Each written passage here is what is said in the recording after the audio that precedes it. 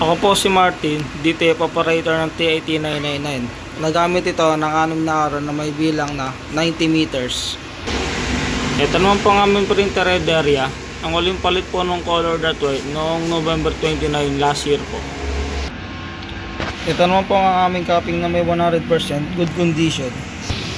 Head clean.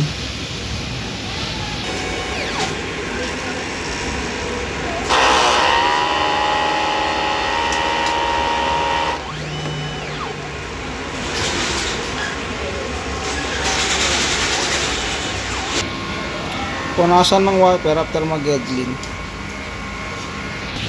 Nozzle check. Ito po, buo naman po lahat.